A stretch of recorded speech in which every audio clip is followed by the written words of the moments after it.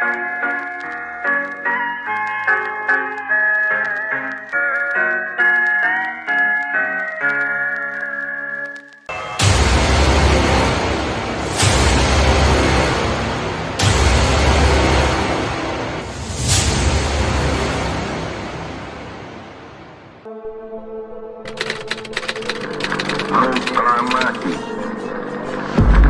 Kami, bangsa Indonesia, dengan ini menyatakan kemerdekaan Indonesia. Hal-hal yang mengenai pemindahan kekuasaan dan lain-lain diselenggarakan dengan cara saksama dan dalam tempo yang sesingkat-singkatnya. Jakarta, 17 Agustus 1945, atas nama bangsa Indonesia, Soekarno-Hatta.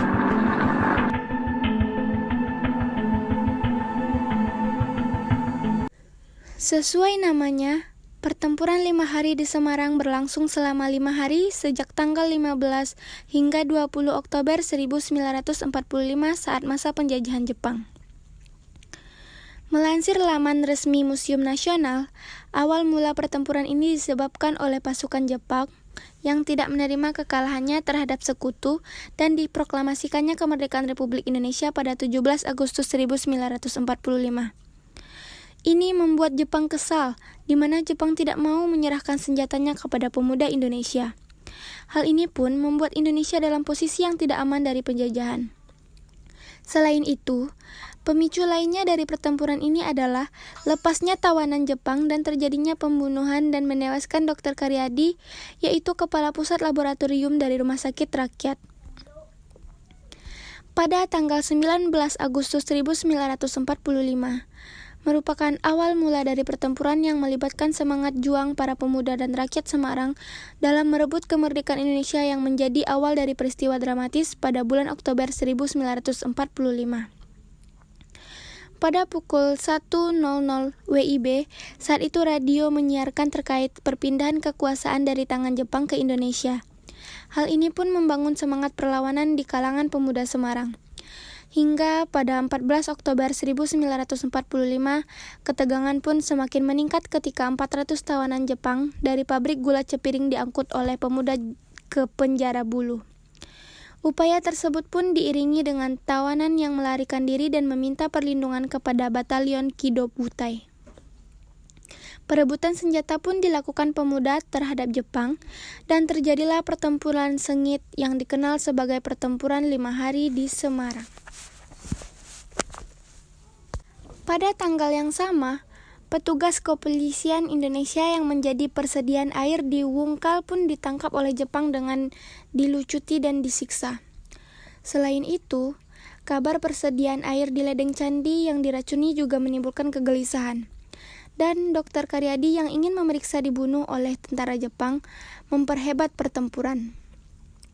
Kemarahan Jepang pun mencapai puncak ketika Mayor Jenderal Nakamura ditangkap oleh para pemuda di Magelang. Hal ini pun memicu balas dendam Jepang. Pada hari kedua dan ketiga, Jepang berusaha memperoleh kembali wilayah Semarang.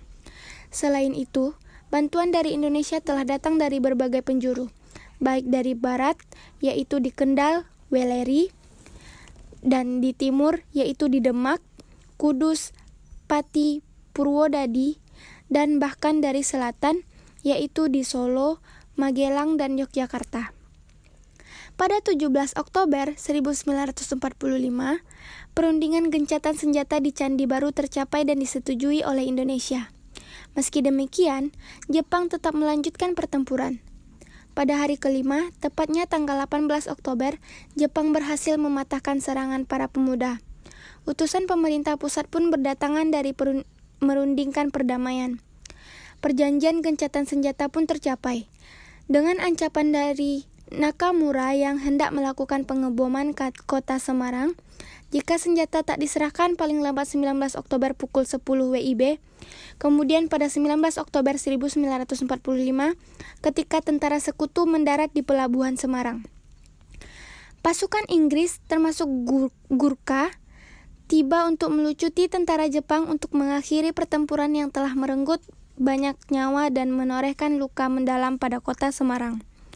Akhirnya, dengan kedatangan sekutu dan terlibat dalam perjanjian pada 20 Oktober 1945, di mana pertempuran 5 hari di Semarang berakhir dengan pihak sekutu yang mengalahkan dan melucuti senjata pasukan Jepang.